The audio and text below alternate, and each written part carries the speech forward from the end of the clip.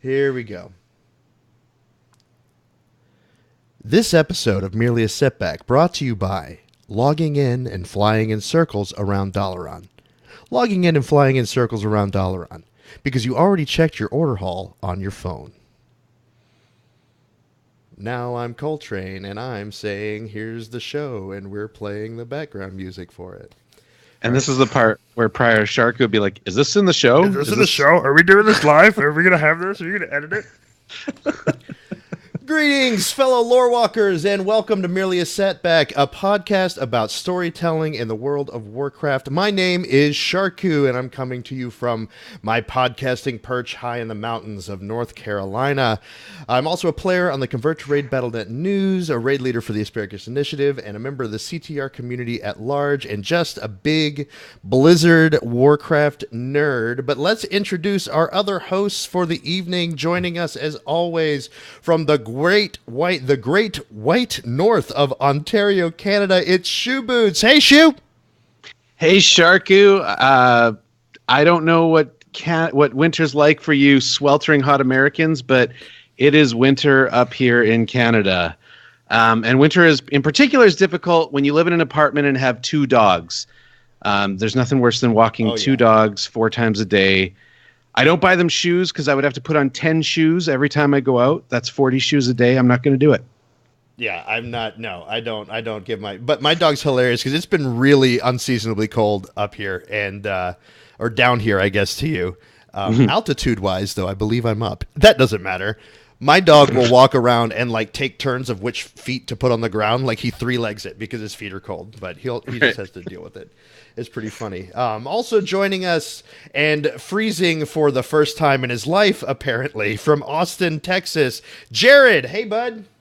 Hey, it's really hot, actually. We got up to like 60 degrees today for the first time in like 2.5 weeks. But yeah, we got a pretty like solid week of. But it got below freezing. Tundra. It got below because you wrote these notes a little while ago. It was below freezing earlier this week. Yeah. Yeah, I wrote these notes probably like a week ago, and it was definitely a lot colder than it is now. Now. I was noticing as I was editing today because the big news was, "Hey, did you guys do anything in Wintervale?" And I'm like, "We're cutting that, Jared. Come on." Well, I mean, it was at the time. I just wrote what I thought was necessary. And there wasn't much news. A lot of news came out in the past couple days, actually. Exactly. But some of the news, we'll talk about some of the news right now, not necessarily the Warcraft news, but as many of our listeners might have noticed, I am kind of doing Shoe Boots' job.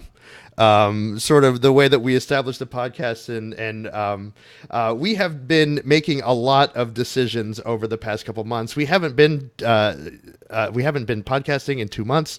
Since BlizzCon, we had our big reaction podcast, and then we went radio silent, and we were trying to get things together, and we're going to do this. A bunch of real life stuff happened. Shoe Boots has school stuff. I had school stuff. There was some illness things. I think Jared got kicked out of his apartment or something. Like, there was all sorts of crazy garbage that went down in our lives.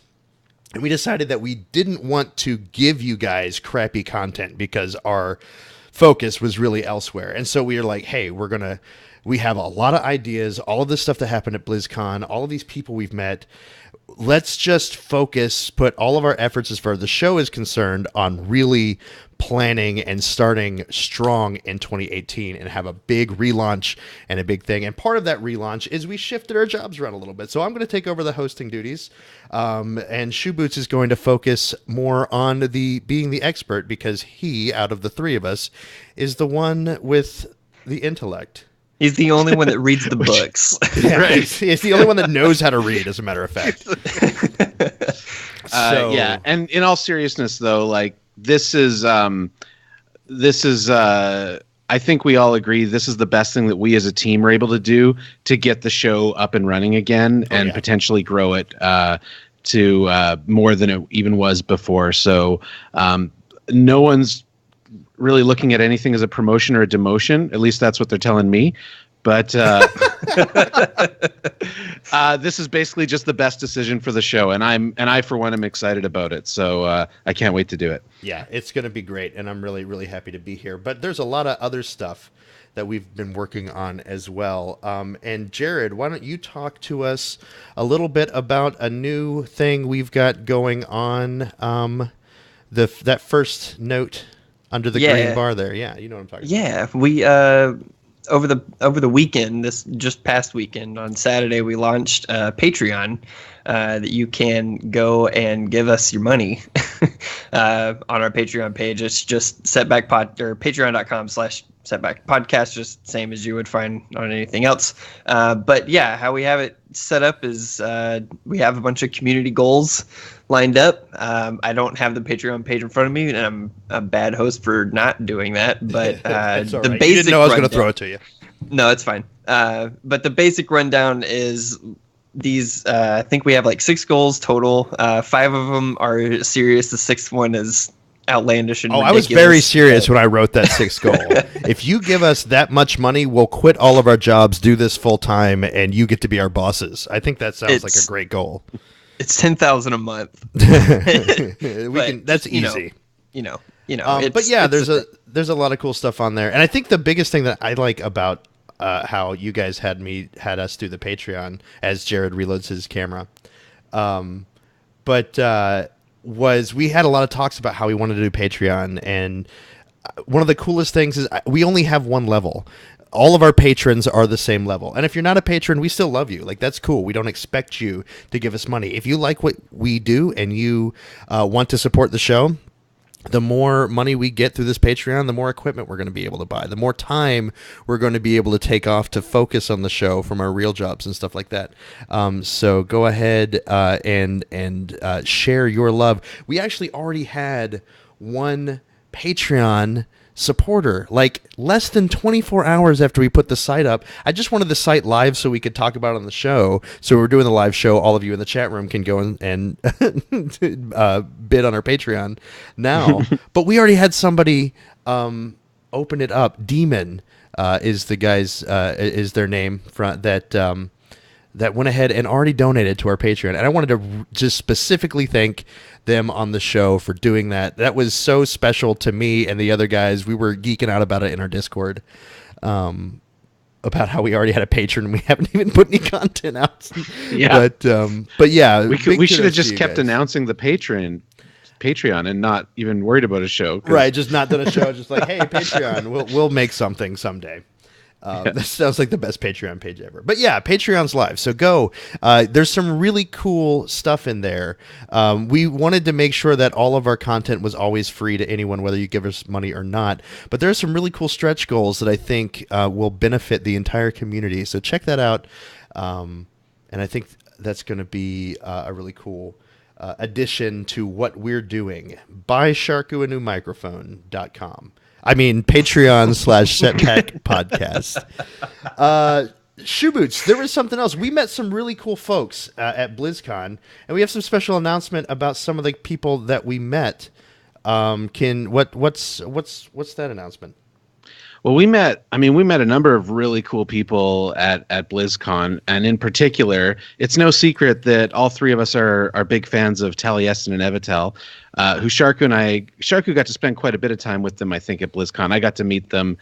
But one thing that was discussed during drinks at the hotel was the potential of them coming on our show, which made us really excited. But to actually hear from them later on in a sober state that they were still interested was extremely exciting. And we're very pleased to announce that our next episode, we will be having our first special guests, Taliesin and Evitel, and we will be live recording that show this Sunday, January 14th at 1 o'clock Eastern. What is that, 2 o'clock Central? 2 Central, yeah. Or noon Central. Noon Central. That should be Noon 12 Central. What Yeah. am I doing? Earlier in the Pacific. I'm an hour behind y'all. Right. Oh my And- God. And I just deleted everything. So we're gonna. All right. Just hit the undo button. You know what? Forget it. You said the note. Yeah. So but this is we're setting the bar impossibly high with our first guest. So this is really cool, and we're gonna try not to geek out too much so that we can have an actual productive interview with them when they're on the show this Sunday. Yeah. I'm really excited about the whole thing. I think it's going to be great. Taliesin and Evitel were 2 of the most just wonderful people I've ever met. And it was like I knew them forever. They recognized me when I had to say that I was from Merely a Setback, and they recognized the show, and they're like, "Oh yeah, oh no, I recognize your voice now, yes, Sharku." And same thing with when Shoe Boots came up, and then, "Oh, you're oh, it's great to meet you," and they were just really nice. So mutual fans of each other, and we're really excited to have them on the show. We don't know exactly what we're going to be talking about next week with them, but we'll find out. If you guys have questions for Taliesin and Evitel, by the way, please tweet at us, or even better, send us an email. Our email is setbackpodcast@gmail.com. And we would love to be able to share some of your questions for Taliesin and Evitel as well. And if you have not checked out their YouTube videos yet, go do that.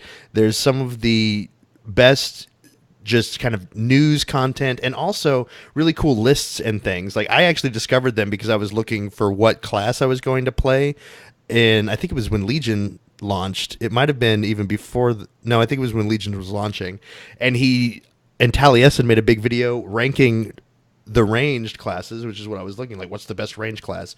But he didn't rank them based on who was doing the best numbers. He ranked them on what was the most fun to play on the PTR, and I loved it. And it was the best thing ever. So go and check out their stuff. It's really, really good. Hey, there we go. That's everything about us. That's the show, folks. I'll see you next time. Yeah. Don't forget that Patreon. Yeah, don't forget the Patreon. That's the first goal, is that when you give us like $400 a week or $400 a month, and then we will actually do a show. Yeah. Every week. But yeah. So getting into the content of the show, real quick announcement, as we do every week. Just want to make sure any new listeners know this is a spoiler show. We will be spoiling anything that has to do with the World of Warcraft, Jared, not Star Wars. It's a different thing. You never spoil Star Wars for people. He got all mad at me or something, like, you're on a spoiler show. Why are you? I was streaming our raid and we started talking about Star Wars, and I'm like, hey, don't talk about Star Wars, spoilers. I wasn't going to spoil anything, to be completely fair. I know you weren't. I know. Hey, wait! If you're not supposed to spoil Star Wars, who's going to tell that to Rian Johnson? Am I right? Exactly. There you go. Oh, shade. But on that note, everyone go see Star Wars. But yeah, I liked it, actually. we will be spoiling everything that we can ever possibly spoil. Here's your warning: if you want to see the content the first time through your playthrough on a live server, you probably shouldn't listen to this show. But we'll be spoiling the PTR. We'll be spoiling everything ever, every week. Well, still listen to the show. Just wait a couple of months. Right, yeah. We'll listen to the show after it's live. But there we go. We've got some pretty cool news in WoW. Shoe Boots, why don't you take that first one? So, this is from the 7.3.5 PTR. We have some resolution as to what is going to happen with our artifact weapons. The retirement of the artifact weapons is going to happen. This was I believe the cinematic was just recently data mined by Wowhead. Is that right? Wowhead, yeah. I got this information from Wowhead. Yeah, I did too. I wasn't totally clear on where it came from, but it clearly must be in the PTR because I watched the video myself. But essentially, as you may or may not have heard, there's a giant sword sticking out of Silithus, and it's got lots of evil Sargeras Titan powers coming out of it. And so the video basically depicts how our artifact weapons essentially lose their power and cease to be these ultimate weapons. And what's basically going to happen is, and you can watch the video on Wowhead if you like, we're going to basically use the power of our artifact weapons to I guess mitigate, to stop, to basically turn that evil sword into just a dead sword. Would that be a fair way of putting it, guys? Yeah, it's kind of extracting the curse, I guess, so to speak. And I don't think I mean, my perspective is this wasn't too surprising. This I think we speculated this was probably going to be what's going to happen. But what I like about it is that they're going to include a story element that lets us keep our artifact weapons, but explains why we're going to replace them with greens in Battle for Azeroth. So. Right, because there's another. Did you see the second cinematic that they just put on the site? I think earlier today. They No, I didn't. altered the site, and what it is, it's not a cinematic. It's video of actually some gameplay ish. I guess you could call it gameplay. But they take the artifacts after, because what happens is we didn't know, like, okay, all of a sudden our artifacts are corrupted, and we sucked all the corruption out of the sword. Okay, great, but we still have them. Like, what are we? How are we? How is this a retirement ceremony? And what happens? I'm watching it now. Yeah. Yeah, what happens is you go and they go to where, like, you put artifact power into your weapon, and your weapon is like flipping out. Like, the artifact power, it doesn't know exactly how much artifact power it's taking, and it's called an unstable artifact weapon. So it's this idea that the corruption, we can still use our weapons for now, but time is limited. They're not going to, at some point, just like if we didn't cleanse the corruption, Azeroth would have exploded, is I think the story they're trying to go with. Now, if we don't do something with our weapons, now it's the corruption will ultimately destroy our weapons, but we still have time. And I would say probably just enough time until the next expansion drops is probably Right. going to be my. That's going to be just exactly. I mean, if enough they time. get rid of them like immediately, then it's like, what are we gonna do? What are we gonna, like, go up to Antorus and, like, get just random sticks off the ground? Right. I don't know. Yeah, and that's the thing, because they can't just, and that was always the problem that people were having with this whole idea of retiring, and that's why they thought the weapon retirement was going to happen at the beginning of the new patch, right? Like, your first intro quest into whatever the content for the new patch is going to be okay, now we have to, but I don't think that fits thematically. I think they want to put a cap on this patch before they move into the new season, right? If you're thinking of it as episodic television or something like that, we've got season 7 ending and season 8's going to start, and we want a new story arc. We don't want season 7 to carry over just that little bit. It's not exciting. There's nothing new about that.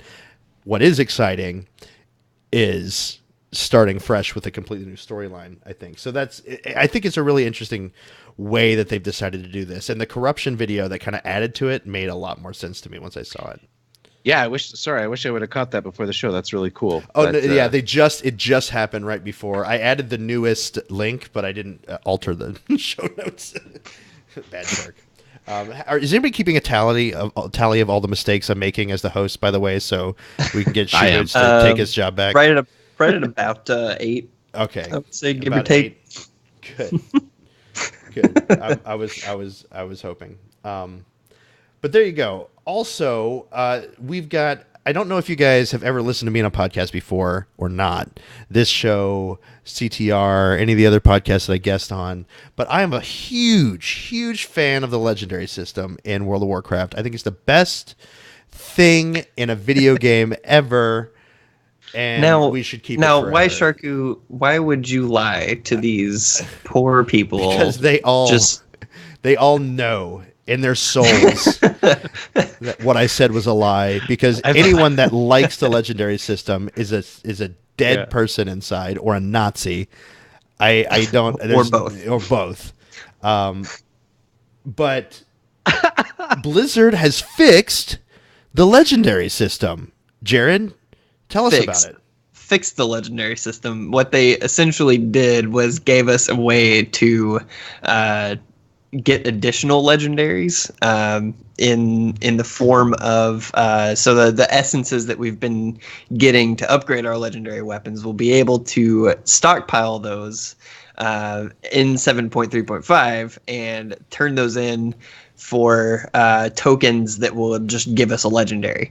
Now, for the 8 people that have all legendaries for their class unlocked, this is going to give you a BOA token that will that you'll be able to use on whatever other character that you have.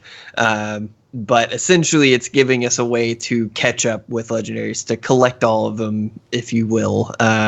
So that's kind of exciting, and the best part about it is that it's not going to take away your bad luck protection. So farming, everything endlessly every week isn't going to, diminish, or getting the tokens isn't going to diminish from farming Mythic Plus and all this other stuff that you do to get legendaries normally. So that's what that is. But as far as fixing legendaries, I don't know that that's the word that I would use. Yeah, I completely agree, and I don't see it as it's a catch-up mechanic. What do you think, Shoe Boots? Yeah, I think I think at this stage of the expansion, it's a necessary choice, and I would actually speculate one of the main reasons that it's necessary is because Blizzard is anticipating a lot of people having fresh 110s in the near future for reasons such as new allied races being fully fleshed out on the PTR. Whoa! You are jumping way ahead. That's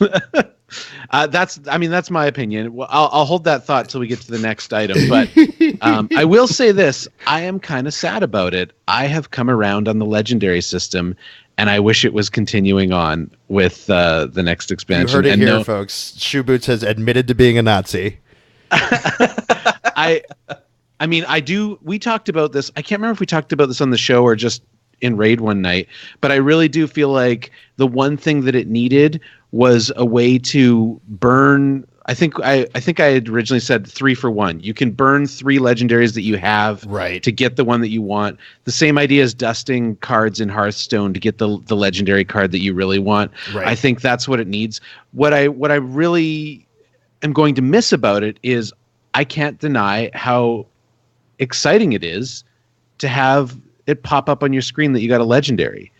And I don't really know of anything that existed in the game prior to Legion that gave that type of feeling. And I can't think of anything they've announced in Battle for Azeroth that's going to give that type of feeling. So I'm really going to miss that. And I think that if they just would have put this mechanic in particular, I think takes away from that feeling. So I'm not that excited about this mechanic. I think it's a good thing to do at this stage in the expansion, but I would not have been in favor of this from the start.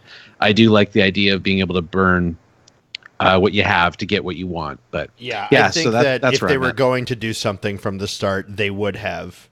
That's the system that I think would have worked better with, like, okay, you got 3 legendaries that just aren't helpful to you. You can burn all 3 of them to give yourself the one that you really want. Or so, yeah, that would make the most sense to me if they did something like that. But yeah, and they were never going to. I think a lot of people are like, well, this is like 2 years late, man. Why didn't you do this? They were never going to do anything like this from the beginning. And something that Bellular said on one of his shows, or one of his when he was talking about this, that I thought was really interesting, was that although I agree with Shoe Boots to an extent that getting that legendary for the first time was an exciting thing, if it wasn't the one you wanted, no longer is it exciting. And there are a lot of people, and the other thing is it detracts from wanting to play alts, because the legendary grind was, I have only played my mage. I've played a little bit of my DK, but only because DK tanks aren't super legendary dependent. But it just made it to where I didn't want to play any other class. I didn't want to. I really wanted to play my Warlock. I really wanted to play my Warlock this expansion. I almost made my Warlock my main, but trying to grind legendaries again and gear it up to the point that it would be better than my mage, so I could justify bringing it to my main raid, it just didn't, it was really, really sad. However, Bellular says that one of the cool things about the older legendary systems was there was a sense of accomplishment to it. There was something you had to do, and you had to grind and grind and grind and grind, and you knew all the crazy things you had to do. You knew you had to get exalted with all of these races, and you knew you had to do all of the raids over and over again to collect these coins. And it was something that you couldn't just do randomly off of a chest because you did some world quests. There was this sense of accomplishment and ownership. And when I got my legendary cloak, when I got my legendary ring, I was like, I worked my ass off to get this, right? Yeah. And then you have it. And so, I don't know. I kind of see that as well. Jared, you had something else? I completely forgot. Oh my god. I have that effect on people. Well, I mean, I will say, if probably my favorite system or approach they've ever had at the legendary drops would be just the stuff from, say, Cataclysm and Wrath of the Lich King, where an entire raid team had to work for a long time to get that one item for that one person. I mean, there's a lot of really problematic things that come from that. And I personally was on a team where we got someone a legendary and then they got poached to a different team as soon as they got it. Yeah. And that sucked. Yeah. But I also look back upon that nostalgically now, like I think there's something kind of fun about that sadistically, but yeah, I guess no legendary system's perfect. And I think it changes but go ahead, Jared. I remember what I was going to say. It was so bad at the beginning that it was like at the beginning of Legion, I should specify that Mythic teams were specifically leveling like 2 or 3 of the same class and then just picking whichever one got the better legendaries out of the first like 2 or 3 rolls that they got on them. So that was like my biggest grievance with it, is that like it encouraged people to not only level multiple alts just to get good legendaries, but to level multiple of the same class through the content, and just really it burned me out just thinking about the concept of doing that. So that was my only grievance with it. And I'm very, very happy that they're doing this. Not that I'm a completionist, because obviously I've got like hundreds and hundreds of, I'm really excited to play my Warlock now. That's what I was thinking about when I'm like, I can't wait for 7.3.5 to hit, because I really want to play my Warlock. And now I can actually grind out for legendaries on it. Yeah, and there's a chance that I can actually get my Demon Hunter into a raid now that I just hit level 110 on a couple of days ago. Well, I don't know. You're gonna have to be eye level. What is it, 1050 at this point to do raids? Is that what it's at now? It's because I think to get into LFR, people are kicking people that don't have 950 eye level. So be prepared. Great. Let's move ahead. We have some. It's over 9,000. That's about right, Demon. We have some information that possibly about when 7.3 is going to be released, how it's going to be released, and is 7.3.5 going to be part of it? Shoe Boots, what do you got on that? Sorry, this will be an edit point.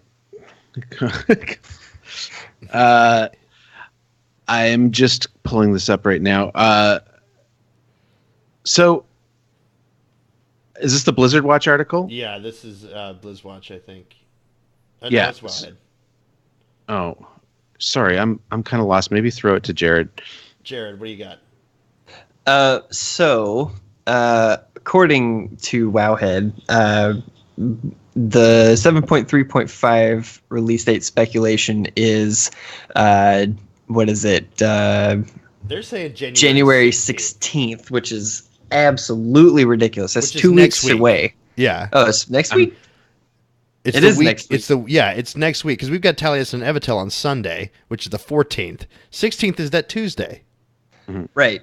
So that's absolutely ridiculous. And we, given their track record of 11 weeks for, getting content patches out and everything, that kind of falls in that window. So I don't know. I think they're right. And it's been said on multiple different shows across YouTube and different podcasts that this patch, this build of the patch, is the final build for 7.3.5, and I given all of the information that we have about what they've got in the PTR, I absolutely agree that it's very possible that we're a week or 2 away from getting this next patch. So yeah, I think so too. Now they also talked about the possibility of allied races being a part of the 7.3.5 patch. Mm-hmm. Yes, they did, and that's actually the speculation for that is that we're gonna get 2 from each faction. So we're gonna get 2 Alliance and 2 Horde that will be playable in 7.3.5. I think Dark Iron Dwarves is out for Alliance, so we're not getting those immediately, and then what was it? Zandalari. The Zandalari. For obvious reasons, not getting the Zandalari because we're going to Zandalar in the upcoming expansion, so that would make sense for them to be released in the expansion. But the other two have like the High Mountain Tauren and the Nightborn. Yeah, the Nightborn elves. They will be coming in 7.3.5 as well as the other two races for the Alliance, the Lightforged Draenei and the Void Elves. Yes, Void Elves. Yeah, and to remind our audience, this is all predictions. We don't know any of this for sure. None of this has been verified by Blizzard. But Shoeboots, what do you think about the whole thing? Yeah, I was clicking the wrong link. Sorry about that. I buy the theory that January 16th is the day. I think we're going to get 735.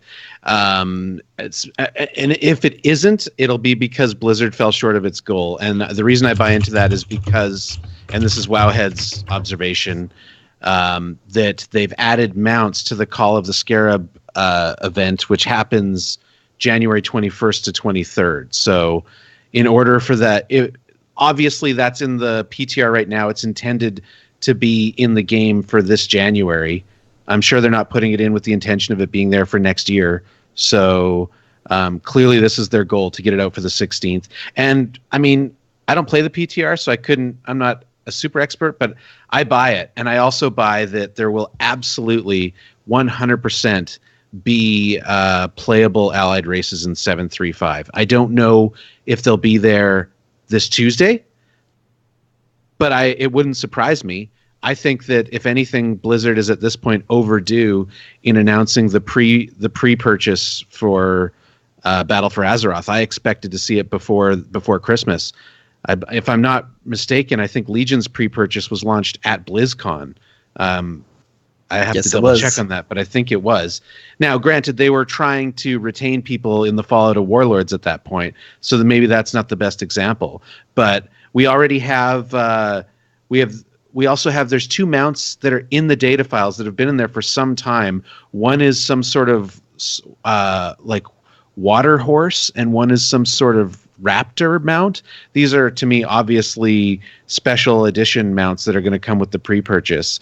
I think that I'm going to call it right now. We're going to, on January 16th, we'll get 735 and the ability to pre-buy Battle for Azeroth, which means we will get a promise buy date. They'll be legally required to give us a last possible date for the launch of Battle for Azeroth too.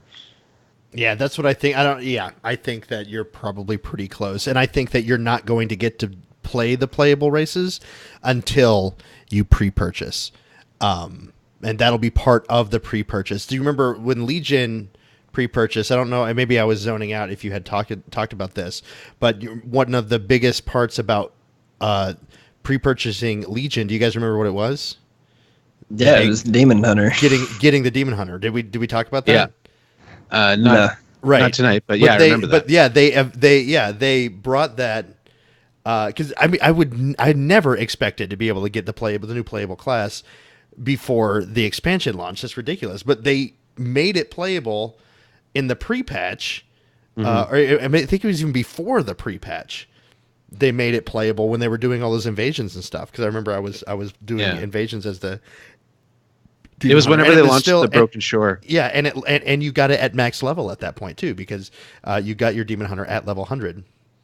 Or 98 after you did your pre-quest or whatever. And there is that was insanity. Go ahead. Oh, there is something that I believe it's this article talks about. They uncovered a string that in order for you to create one of the allied races, like what happens kind of in the background behind the scenes in the programming of the game, is it checks for a purchase of Battle for Azeroth.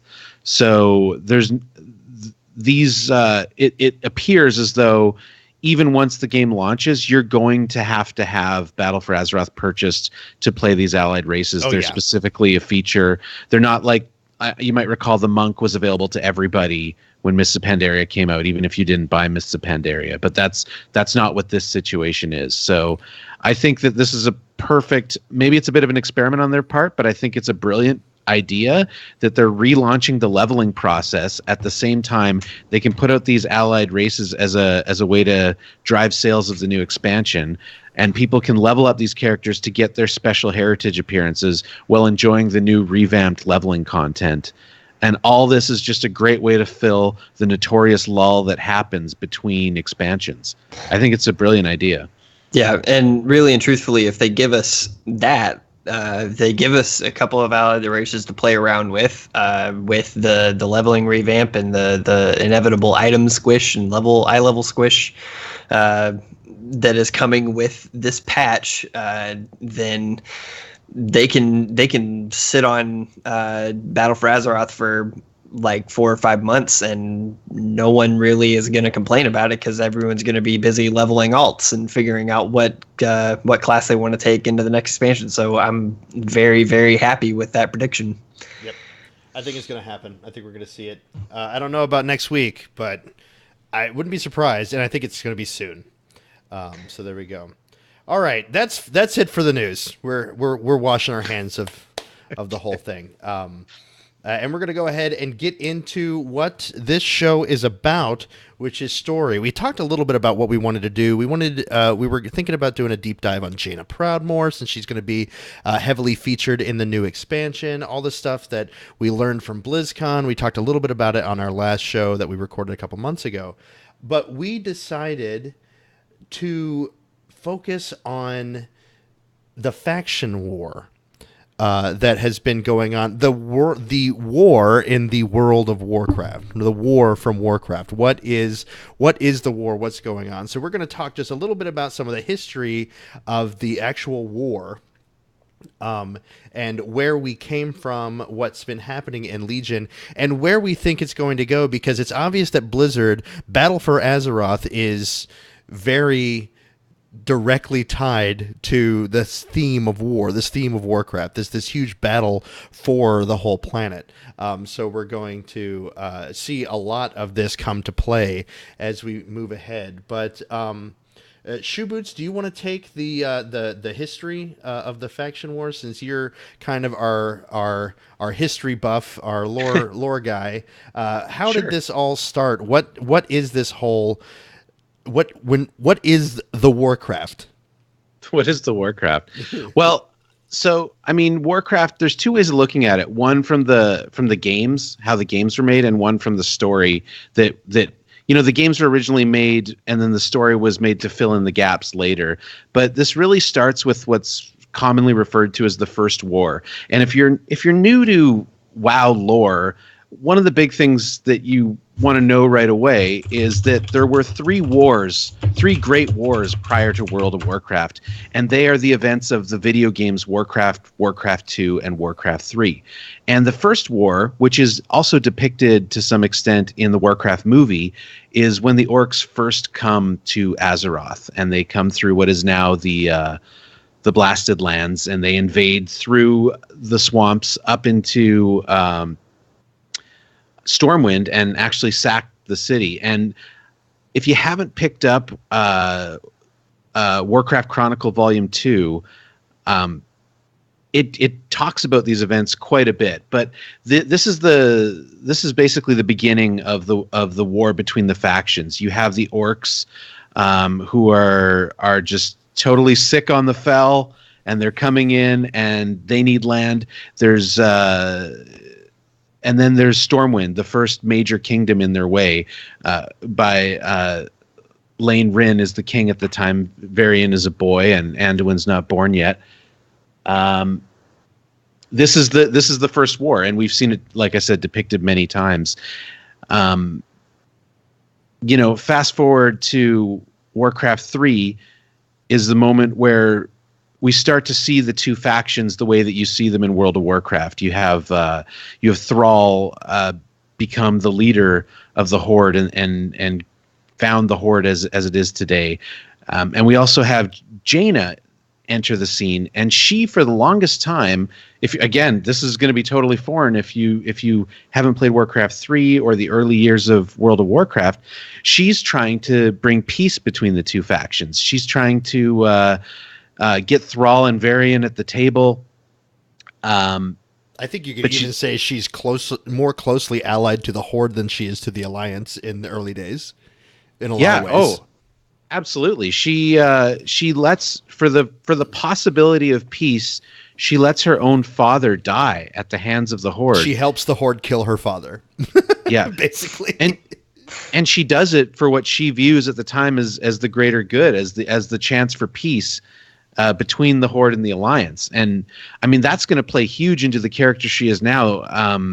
Alex Afrasiabi talked a little bit about it at BlizzCon, but how conflicted she is as a character going back over these choices. She was the voice of reason until the infamous bombing of Theramore, where her city was destroyed by the Horde under the command of, at the time, Garrosh Hellscream. I don't know how much further you want me to go. I can keep going if you want. Let's switch to Jared a little bit, because we talked about, and so just to kind of clarify, those are like the historical points that we're making in those wars. But the biggest reason, at least going back to this idea of the story kind of filling things in, the orcs at the first war were controlled by the Fel, right? It was the Burning Legion. It's always the Legion. It was always Kil'jaeden, right? Searching for Velen or whatever. It was always Sargeras trying to destroy everything, especially this planet called Azeroth, which contained immense power. And that's why the orcs were controlled by the Burning Legion and sent to Azeroth to destroy all life. And then ultimately gained their autonomy. And now we're just trying to find a new home. Their home had been destroyed, and here we are with once we get to the end of the Third War, with after the Draenor is it the Third War where Draenor is destroyed? That's when Illyria and Tyrillian and all that, or is that second war? That's the second war. But okay. You raise a really good point. It's really not to the first and second war. In some ways could be viewed as two halves to the same conflict. But the Third War is really the one that stands on its own. And much to your point, the Third War is the first moment, at least that we see in our storyline, of the orcs being autonomous, of them. And it's also the first time you see the Horde and the Alliance. Third War is Thrall, right? That's when he takes over as war chief. Okay. Yeah, and that's the first time you actually see the Horde and the Alliance band together for a greater good, and that's the stopping of Archimonde. Archimonde and the World Tree, yeah. Yeah. Indeed. Awesome. So, Jared, tell us a little bit about all of that history of these factions wars, this hatred from the bombing of people's homelands, betraying... I'm talking about Jaina right now, but betraying their families for what they saw as the greater good of peace. All of these different viewpoints where you have, I remember originally thinking that Varian was so war hungry when he comes back. He is after this, and then how I wanted to side with Jaina more when I was playing Alliance stuff because I'm the peacemonger. But we get all of these different characters, and how does that kind of come to a head in Legion? What's going on specifically here that is leading to the future conflict in Battle for Azeroth? So we had the leader of the Horde at the time, Thrall, and we had the leader of the Alliance at the time, Varian Wrynn. They were both prisoners set in internment camps, set to fight for money and glory, but they were basically freed from slavery in essence, and became these powerful leaders for their respective factions. And Thrall, when he left, created a gigantic power vacuum that never, ever quite filled. He immediately, after leaving, put Garrosh in charge, Garrosh Hellscream, the son of Grom Hellscream, who Thrall had fought with at the end of the Second War, that gained them their freedom from the Fel magic that controlled them for so very long, and all of the events of Garrosh's leadership just weakened the the peace that had been brokered between the Horde and the Alliance to take down these massive threats to the world of Azeroth, and all of that culminates at the beginning of Legion with the death of Varian Wrynn, where the current leader of the Horde, Sylvanas Windrunner, pulls the Horde out of the fight at the Broken Shores, at the Tomb of Sargeras, and leaves the Alliance to die, basically. And the Alliance is able to make it out, save for one person. Our king, Varian Wrynn, and that ignites a spark within Gin Greymane to go after Sylvanas Windrunner. I don't know if I would say that ignites the spark in Gin Greymane. I think it takes a low burning fire and possibly accelerates it into an inferno. Douses it in kerosene. We've got to remember that Gin Greymane watched Sylvanas murder his son. Right. So that's something. I've been thinking a lot about Gin Greymane lately. I replayed the opening quest line for the Worgen recently on an alt, and when you think about Gen's perspective of Sylvanas, so like 8 years ago, you've never heard of her. She means nothing to you, right? And then all of a sudden, your whole world changes. And the undead, she's the leader of the undead, the people that are coming to destroy your homeland. She then, like Sharku said, murders your son in front of your eyes and has no remorse for it, right? She's just like, oops, oh well. Death comes for us all. Yeah. Bye-bye. And so that happens. And then, so imagine that happens, and you're like, and then you become aligned with the Alliance, and okay, but now, hold on, we're going to fight the Burning Legion, and what? Vol'jin's put Sylvanas in charge of the like, what's she doing here? And you're trying to tell Varian, no, we can't trust her. And then at least, we could argue about whose fault was what, but at least from the perspective of Greymane and Varian, the Horde left, and so now he's like, see. And now she's the leader of the entire Horde. Like, if you're Gin Greymane, this is just a huge arc of just sheer terror. It's obvious now. It's obvious of who the real enemy is, and the real enemy has always been Sylvanas for Greymane, I think. Because you've got, and that's the thing, he doesn't see, and there's a comment, Demon says in the chat, hey, he chose to jump off the boat. Yes, he did. But he wouldn't have had to jump off the boat if the Horde didn't retreat in the battle. The Horde was their cover, and they left them. They just left. High and dry. Right. Yeah, they ordered. Now, this is, of course, I know what goes on because I watched both cinematics, right? But so did I. But from Gin Greymane's point, all he sees is the Horde betray us by abandoning us, by saying, you know what, we have a chance to escape. We're going to get out of here. You guys can fend for yourselves. We will watch all of you die to save us. That's not loyalty. That's not honor. That's not no man left behind. Right. And that's I think this kind of thing that he's trying to say. So all of this, after you put everything together, he's the leader of the people that oppressed my people so badly that we were vulnerable to Worgen attacks, and we all have been cursed with this new curse. She murders my son. She abandons us. She gets my king killed. She's the enemy. She's just 100% the enemy. That makes sense to me.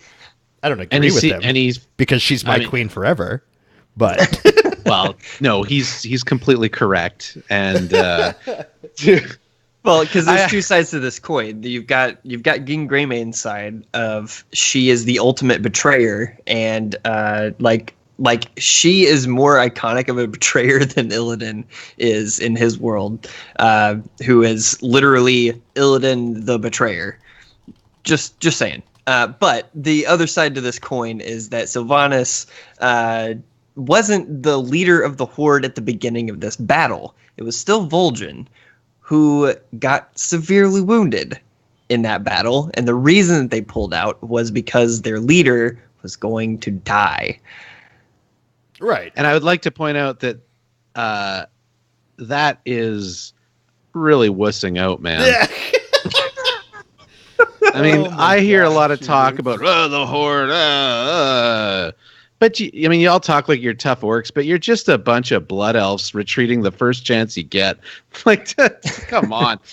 But it's if you watch the cinematic, it kind of makes a little bit more sense because they were also being bombarded from all sides while sitting on top of this like cliff, completely defenseless. So it made sense from a tactical point of view. Like, Well, our and leader is going to die, and we are getting blown the hell up. The thing that's So- really interesting is this is something that I think I love, by the way, the fact there are two factions and the way that we can argue about this sort of stuff. And that I'm always going to raid an alliance because that's what Asparagus Initiative is on. Honestly, this is where my friends play, and I want to play with my friends. This is what's most important. But I've already talked about, I don't know if on this show, but I think on CTR and just in general with you guys before, I'm definitely going to be raiding Horde this expansion as well, at least as well, right? Because I want to, I love it. I miss all this Horde. There's for whatever reason, our personalities and our own decisions want us to align with these different people for something. I see something in the Horde that I see in myself. Because a lot of it has to do with perspective. The Alliance is very, I don't want to say necessarily ordered, but they're kind of ancient. They were sort of here first in a lot of ways, right? The members of the Alliance are the Night Elves who have been here forever. I mean, I guess you've got the Trolls that the Night Elves literally evolved from in the Horde. But I mean, there's almost this sense of ownership, right? That the Night Elves kind of controlled everything, and the Trolls were this tribal race that couldn't quite get it all together. Their civilization, right? Alliance is civilization. Alliance is order. Alliance is this historical power. And so when chaos enters that, the Alliance gets really uncomfortable. But the Horde, their whole founding philosophy is something I think that was reiterated by Vol'jin when he died. Do not let the Horde die this day, right? That was what he said to Sylvanas as she was trying to, like, he grabs her, do not let the Horde die this day, right? And so Right. it's that kind of sentiment where the Alliance never thinks about the Alliance dying. That's not really a possibility. When everyone dies, then the Alliance will die. But the Horde is constantly being torn apart. Garrosh tore the Horde apart. Between Orgrim Doomhammer and Duratan and all of the old war chiefs, like, there's constant infighting. This tribal fighting between the Trolls, arguably the oldest race on Azeroth. They could never get it together, and Thrall's vision for the Horde and the Horde's vision keep it together. We're stronger together, right? All of these sorts of concepts, and that's what they were worried about. If the Horde leadership dies on this island, the Horde is no more, and that is not acceptable. So we've got to get out of here. Now, mind you, everything Shubert says is right too, because from the Alliance perspective, it is cowardly to retreat when your brethren need you, right? No, there's this concept of no man left behind, and that if we die together, and we all die, right? It's not going to be, we die to the last man. We fight to the last man. We don't, pull away. So I think it's really, really cool. The whole thing is really great. Yeah. This is the great thing about, this story is you can be a passionate fan of the Horde and I can be a passionate fan of the Alliance. And on some level, we're both right. We can. Absolutely. And I think that as long as they can keep that going, this is going to be a very interesting expansion from a storytelling perspective. Even in the chat, I'm not going to talk about what they're talking about in the chat right now because we might get to it a little later on. But just the there's a blame game going on in the chat room about who's responsible for what. And I'm very biased. I'm very hardcore Alliance. I don't care for the Horde. I think a lot of it has to do with its leadership. I did not feel as strongly against the Horde when Thrall was in charge, but I certainly feel that way with Sylvanas in charge. And I think Sylvanas is a better war chief than Thrall. I really do. Well, she all might be about more it. effective. I'm way behind her. I'm 100%. No, I think because Thrall is so like, he was literally like a Christ child, like thrust upon us, and he did Green some really Jesus. cool things. He's straight up green Jesus, and he was just too perfect, and everything he did was so great. So I really like the turn that the story took in Legion, where Thrall's like, yeah, I kind of cheated when I fought against Garrosh, and so now the elements hate me, so you're going to have to take my Warhammer and be the new Thrall. So I think it's really, really cool that that all of the Horde is defined by their flaws, in a sense. I don't know. We need to probably move on, because we could talk about this all day, and I'm sure we will continue talking about this in future episodes. But what I want to get to is talking about the future, talking about some of the stuff that we know is going to happen, primarily the burning of Teldrassil and the which is the tree in Darnassus, or the tree that Darnassus is built on. Right? Yes, Am I right? that entire island is that entire the tree of island Teldrassil. is the tree Teldrassil, and also the sacking of Undercity and those sorts of things. These things that are happening, that have been revealed to happen in the cinematic and the stuff that we know about the new. And what do you think? Blizzard has come out and said that the Horde strikes first. Teldrassil gets destroyed before the Undercity gets sacked. How does that happen? Why does the Horde strike? Is the Horde in the wrong? We'll go to Jared first, not Shoeboots, because I know what Shoeboots thinks. What course of events from where we're getting to where we all came together like we did in Warcraft 3 to finally put an end to the Burning Legion, where you have orcs fighting with Draenei, not fighting with, but beside Draenei, from all the way back to the ancient wars of the orcs and the Draenei. Velen and Sourfang fighting right next to each other, side by side. How do we go from that, where we are now, to what we know is coming in the future? Jared. So I have to backtrack just a slight bit. So I mentioned the power vacuum with Thrall leaving, and the current administration of Sylvanas, she has a very interesting way of leading the Horde, in that she very much goes for guerrilla warfare. Like she's all about like sneak in, strike quick, get out. And throughout the story of Legion, we saw that her main goal was to grant her and her people, the undead, immortality, which was snuffed out by, again, Greymane, when he smashed the lantern that he was going to use that she was going to use to take control of the Valkyr. So whenever we get to the events leading up to Battle for Azeroth, which will be bringing in this new thing called Azerite to the battle field, the plague field, whatever you want to call it. That substance, that stuff, is literally the lifeblood of the world that we inhabit, and it is very, very, very powerful. And I think that she is going to be her opportunistic self and get whatever she can get her hands on. She's going to go for it. And I think she is going to discover that the tree Teldrassil is a massive, massive deposit of this Azerite. And she is going to have one of two things going through her head. Either she's going to think the Alliance is sitting on this, I need to get my hands on it, or if I can't get my hands on it, I'm going to destroy it. And no one's going to have it, because that's exactly what Gen Greymane did to me. So that's where I think the initial burning of Teldrassil is going to come from a story standpoint. What are you guys' thoughts? I don't know. I think. See, I have my thoughts, and we'll. I'm going to do mine before we let Shubu speak because his opinion doesn't matter. We're going to run out of time. I have this.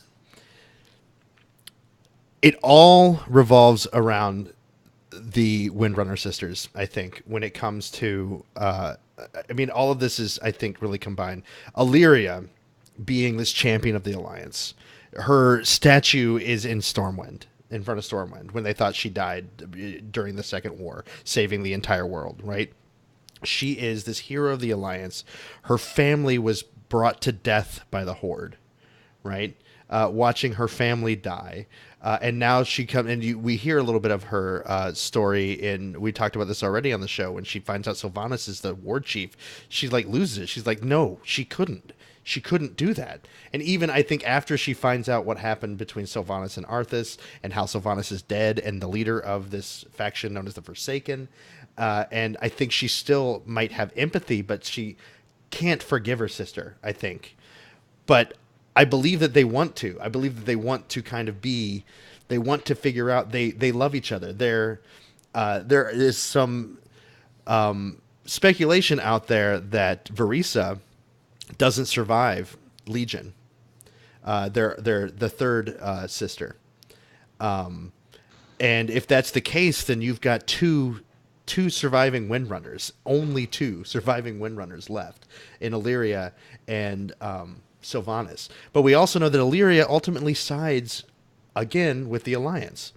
So I think what I want to see happen is Sylvanas coming to Teldrassil, coming to Darnassus, where Illyria retreats after she is kicked out of whatever Blood Elf land. I can't remember the name of that stupid city that no one can navigate. Silvermoon City. Silvermoon. Thank you. Because she goes home to her ancestral home in Silvermoon, or not ancestral home, but her home. And she's all void and corrupt and like corrupting the Sunwell and stuff. And they're like, no, you got to get out. You're banished forever. Get out of here, you crazy void elf. So she's like, okay, bye. And I think she finds refuge in Darnassus. And I think while she's there, I think Sylvanas tries to parlay and create peace with her sister. If anyone will listen to her, it would be her sister, Illyria. So she also goes to Darnassus. But who else is in Darnassus? Not just the Night Elves. Who else calls Darnassus home? Shoeboots. Not just the Night Elves? Yeah. Oh, the Worgen. The Worgen. And the Yes, leader sir. of the Worgen is Gin Greymane. And Gin Greymane finds out that Sylvanas Windrunner is coming to his home again. And she's all he can think about is she's going to kill everything. She's going to kill everything. So I believe that he, with his Worgen folks, will try to create some sort of ambush to kill Sylvanas. This is his chance to finally do it. He's been commanded not to by, the boy King Anduin. Who cares? He's an idiot, right? But he's going to do it. He's going to take matters in his own hand and disable the Horde once and for all by killing their war chief. And I think the plan backfires, and I think a battle is started, and I think Teldrassil doesn't survive it. And I think that is the beginning of the war. That's what I would like to see, something along those lines. Because I don't like the idea of just the Horde being like, you know what, screw the Alliance, let's burn the tree. I think it has to be more complicated with that. And I like your idea, Jared, makes some sense as well. There's a lot more depth than just we have to burn the tree. But Right. There's something more than just we're going to make this war go on forever. But I really like the idea that Gen's obsession with killing Sylvanas, with getting her back, with finally killing Sylvanas after she's already died 7 times by now. But let's actually end it. Let's and thusly dismantling the Horde, so that's one less thing to worry about. I think he tries to do it. I think his plan backfires, and I think that's what sets off this whole battle for Azeroth, because the Horde's just not going to take that. Sylvanas at that point is just going to be like, well, there's no chance. If I couldn't go to my sister and she couldn't find in her heart to give me peace, then it's over. Shoeboots, last thoughts. Well, first of all, what we know is mainly based on not just the announcement, but the two images, right? The two pieces of artwork that Blizzard has released. The first one shows Sylvanas and presumably Nathanos Blightcaller and Varrock Saurfang standing at the edge looking at the great tree of Teldrassil from the shore of Darkshore. And there's a slumped over elf with arrows in her back who most people have concluded that is probably Verisa, and that's where that speculation comes from. And then there's the second image, which is the same scene. Varrock and Nathanos are gone. Sylvanas is standing there, and the tree is on fire. And the elf that was slumped over is now lying down, sort of watching it burn. And one thing that I kind of, as I was looking at these pictures, like kind of thinking about what I was going to say tonight, is I noticed, and it's not like a very astute observation, but it was new to me, that in the first picture, there's fire in Darkshore and swords. So there's a great battle that takes place in Darkshore before the burning of the tree. It's not like a preemptive attack or some surprise ambush. There's a big war, there's a big battle, and then the tree is burned down. And I think, when I think of, you can look at this online, but at BlizzCon they gave away. Everyone got a copy of the prologue from Christie Golden's new novel, Before the Storm, and a couple big things are there. First of all, it shows what I've argued for a long time, and the main reason why I'm so anti-Horde right now is Sylvanas is not a good person. She's a selfish. she is, and it's okay to like. Here's my thing: if you want to be pro-Horde and like the Horde, that's great, good for you. But you don't get the moral high ground anymore, because Sylvanas is clearly in it for herself. I couldn't look it up while still paying attention to you, so I gave up. But read this book. This book talks about Sylvanas making a choice that she's in it for herself from now on and for nobody else. And she does nothing for anybody but Sylvanas Windrunner. And it's echoed in the prologue of Christie Golden's new novel, where the only problem that she has with the bombing of Theramore, she has no moral issues whatsoever with the bombing of Theramore. Her only issue with it is that it was ill-timed. It was not the best time to do it. And that prologue ends with her setting her sights on the city of Stormwind. And my belief is that she just wants to wreck the Alliance. And that is not complicated, but it's good writing because it fits with her character. And she's going to burn down Teldrassil. And there's a lot of talk, and I've heard this conversation a few times in a few places. There's talk in the chat like, oh no, Genn would do it. Genn has to convince everybody that they need to war. Clearly Genn must be the one that's betraying us all. Well, if that's true, and I don't believe that's true, that's bad writing. Because there's nothing in Genn's persona that would tell us that he would betray us like that. He fights for his people. He fights for his son. He fights for the Alliance. Sylvanas doesn't fight for her people. She used to before the life-changing events of this book. War crimes. Anything for anyone listening. Oh yeah, sorry. Anything pre-war crimes is not a valid way to judge Sylvanas as a character, because her world shatters at the end of this book. She is betrayed by Verisa, and she realizes that she can't trust Verisa anymore. Verisa, who by the way is a major character not in this book but in several books, and why it's much more profound that it is Sylvanas and Verisa meeting than it would be Sylvanas and Illyria, who don't have much of a history together. But I think that this is purely Horde making the choice to burn down Teldrassil. And if you don't like that, then your problem isn't with me, your problem isn't with the Alliance, your problem is with your war chief. Because that is exactly what the character of Sylvanas Windrunner would do.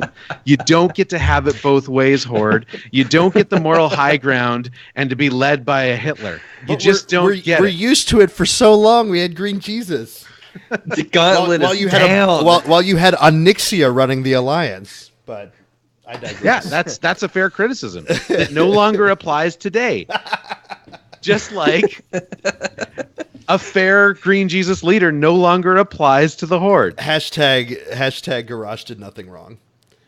Oh, you guys know that's a big thing now. Like that's all over Redditors. I don't know exactly, but there's a big following of loyal Hordes that are angry at Thrall for killing Garrosh because Garrosh did nothing wrong. I can respect that view. Right. Like that is at least consistent with what the Horde stands for today. Yeah. Yeah. Well, and that's the thing, and I will agree that Garrosh, I think, had a good point, especially in the cinematic during Draenor when he's fighting Thrall, where you left the Horde and made me war chief. Did you not forget rule number 1? The Horde must live on. Like, you abandoned us. You were the only consistent the Horde had, and you just left. What? And every choice Garrosh made after that was keeping the Horde intact.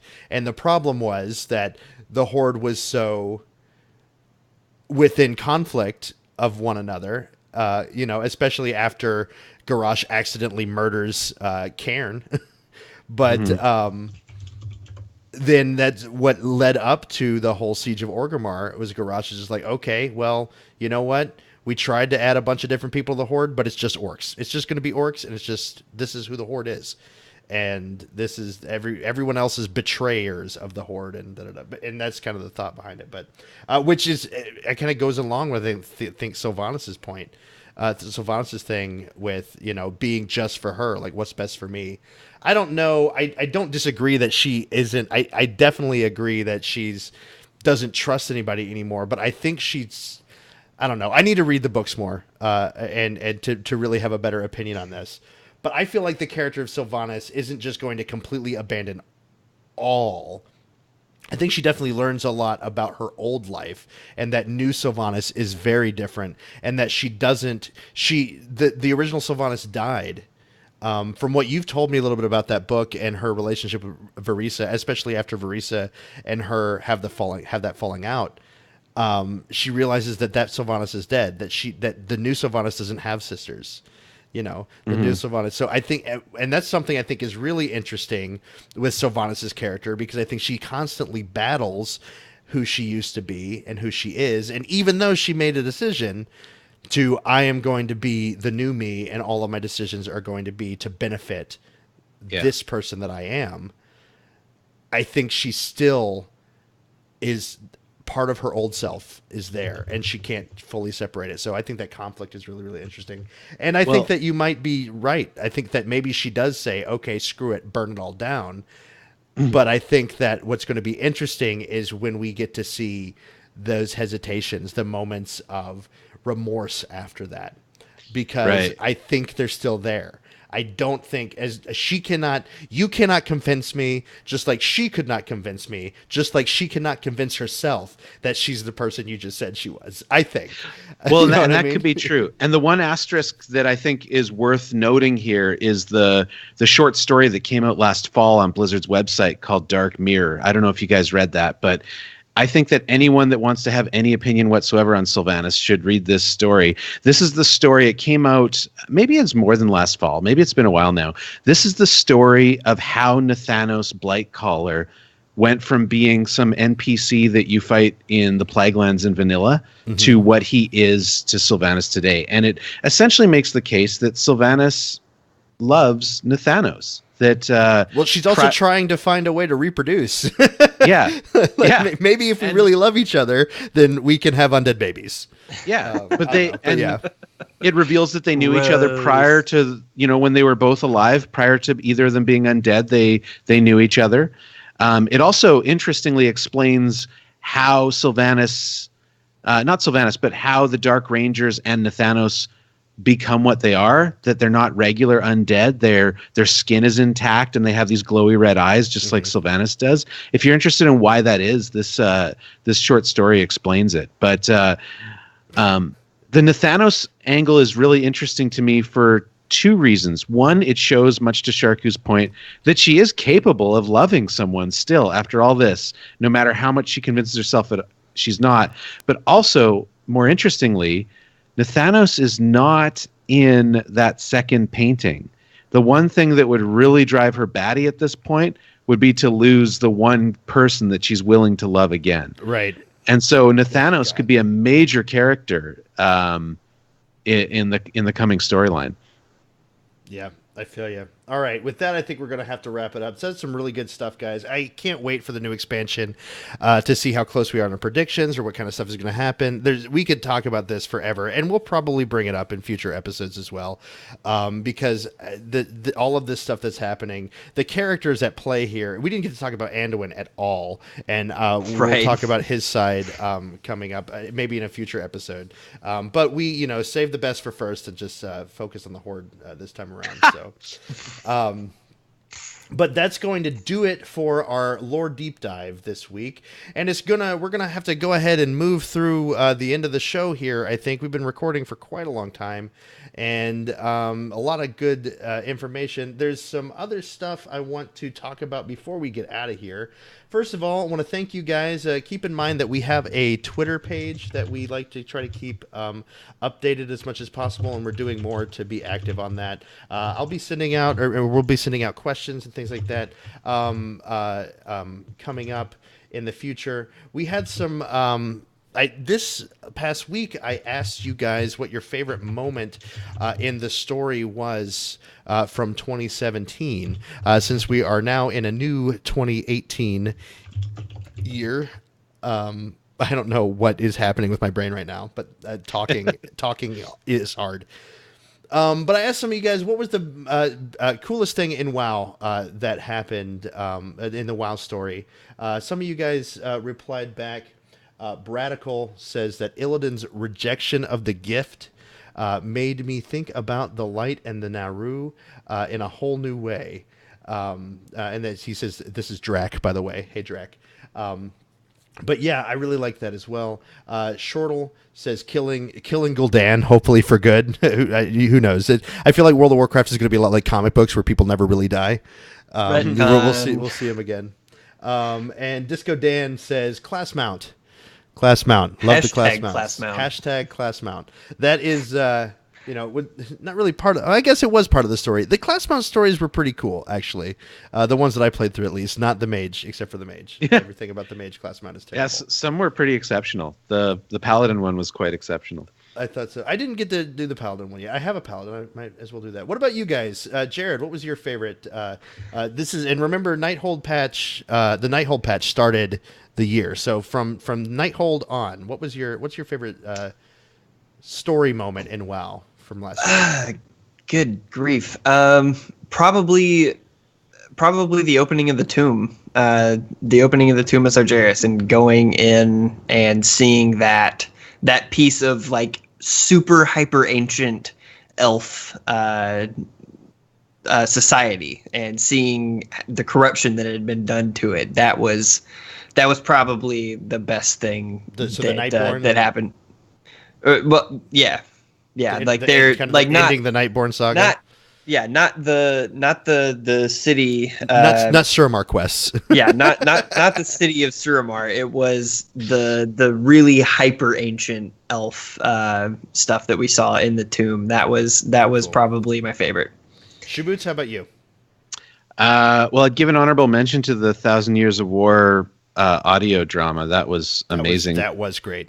But the best single moment that I can think of is that first time the cinematic that you get at the end of Nighthold when you defeat Gul'dan. That first time that you see him sort of like looking down at the ground hopeless, and then all of a sudden behind him, those wings and the Illidan theme plays. Yeah, and you're like, oh my god, it's Illidan! And it's like, that was pretty. Like that. The first time seeing that was just like, like just that. That is going to go down as one of the greatest moments in the game's history for me, I think. I remember like looking around, like actually like not knowing what was going on. Like, what's going on? What's going on? But yeah, there's some other things. Velen's son, Velen's son dying. Velen realizing he has a son and killing him at the same time. Technically, that was 2016. Not in 2017. Technically, that was 2016. Cody, you're the worst. But that was an impactful moment for me too. I was gonna say that one until I thought about it, and then I was like, "Wait, yeah. wait, Another one for the rejection of the gift. That was I think that might be my favorite one, honestly. That was really good, yeah. Because it was so it was such a welcome change from this idea of light being good and void being bad.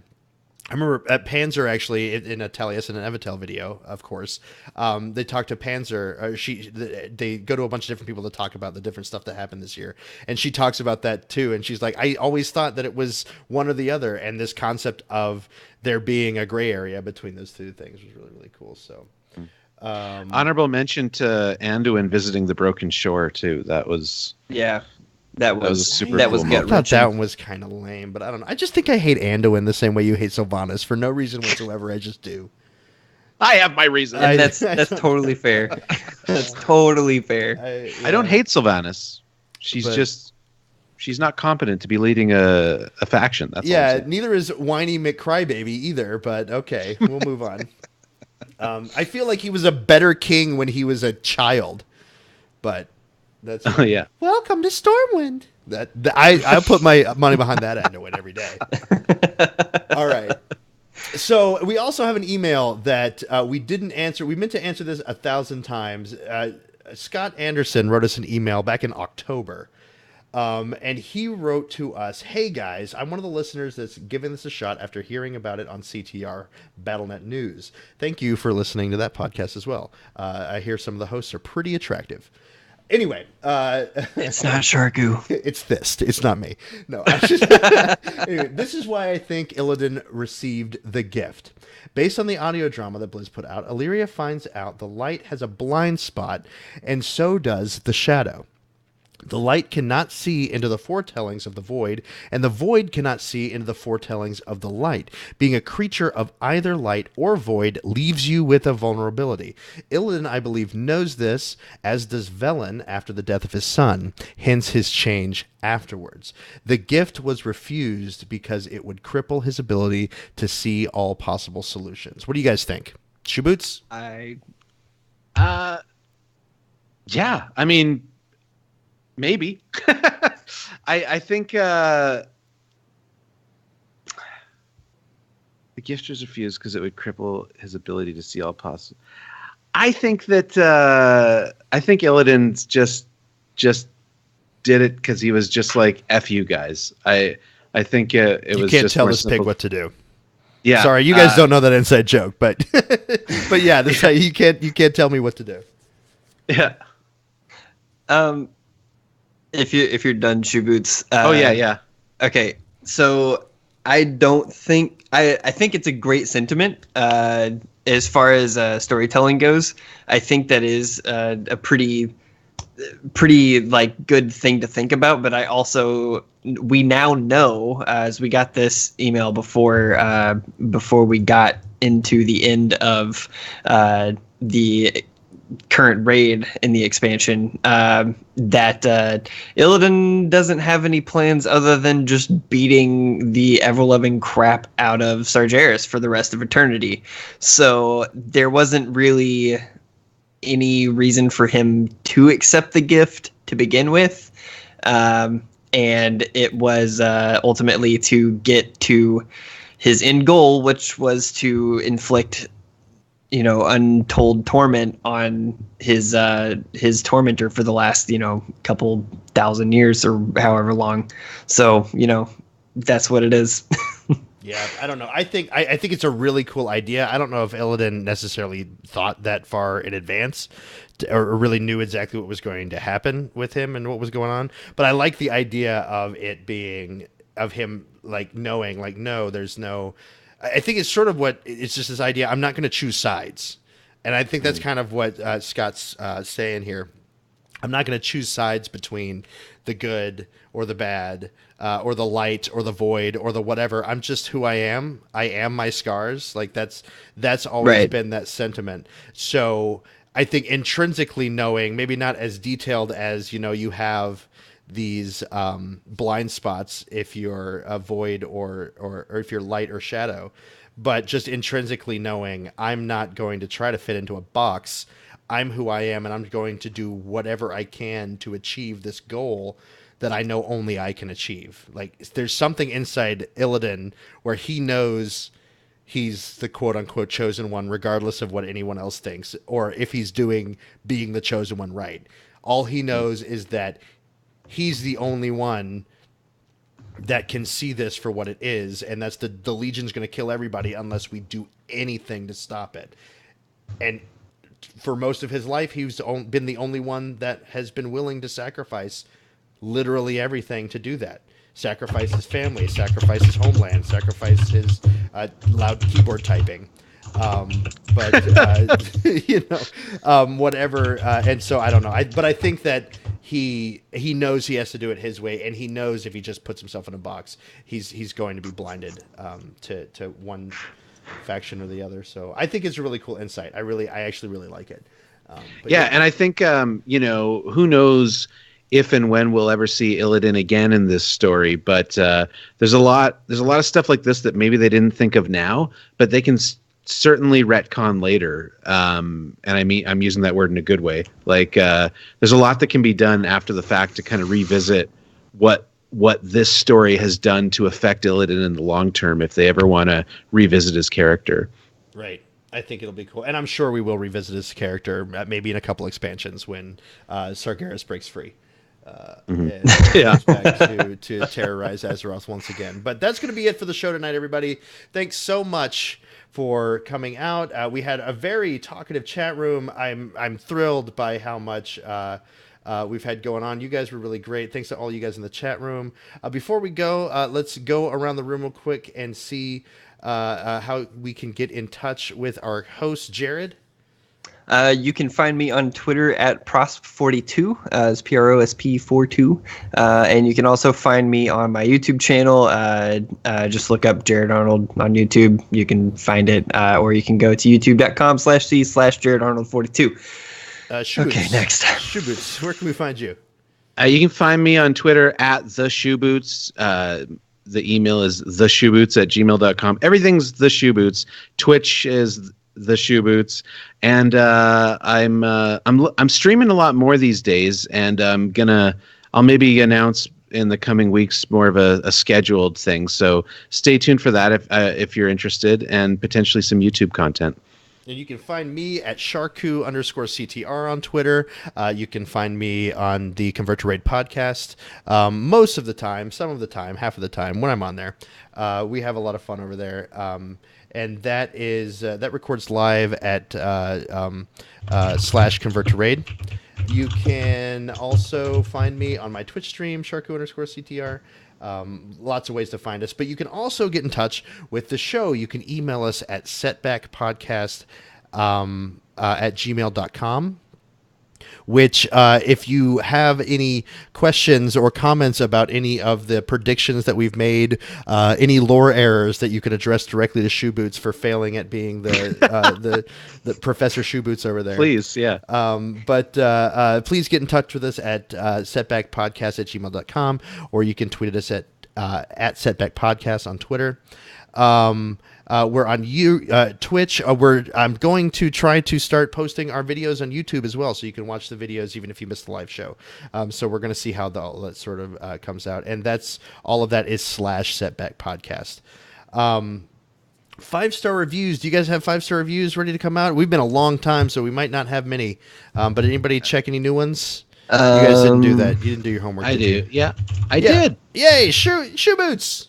So I have from the Canadian store. I think we left off here. I think we got a 5-star review from Persia, from Create Nickname, from Revelet, and from Adenkiss and Music Girl 11111.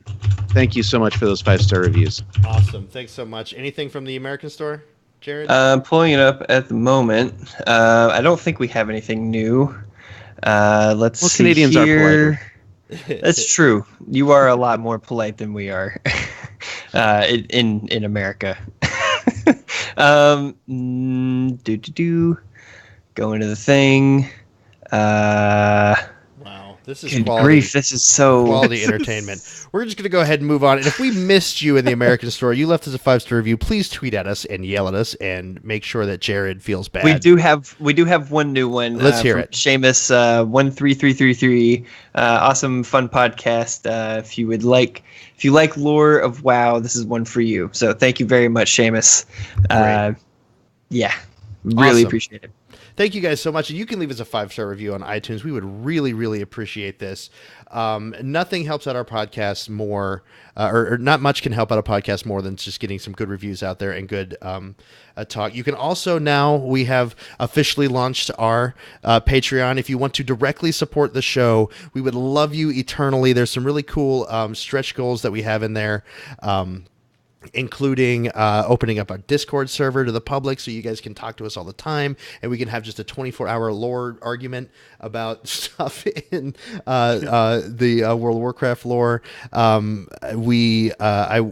Possibility culminating in a possibility of us having a big BlizzCon meetup where the three of us are all going to be able to be there and meet up with you guys. And included in that, I would like to even have some local meetups in the different places that we actually live. If any of you guys are fans near to where we live and can get to some more local meetups across the North America, that'd be great. But yeah, so definitely check us out there, and we would so much appreciate your patronage, and that's patreon.com/setbackpodcast. That's going to be it. Make sure you tune in next week for our episode with Taliesin and Evitel. It's going to be awesome. If you want to check that out live, it's 1 p.m. Eastern on this Twitch channel right here /Setback Podcast. I can't wait to do that. It's going to be great. They're going to be broadcasting straight from London, which is why we had to change the time a little bit. That's going to be, Sunday the 14th of January, to be clear, at 9 p.m. Not London, Ontario. Or not London, Ontario, like actual London, London, like England, London, like England. But that's right. The 14th, Sunday the 14th at 1 p.m. Eastern time, and that's 6 p.m. London time. So there you go. All right, that's gonna do it. Until next time, guys. Catchphrase. Catchphrase. And we'll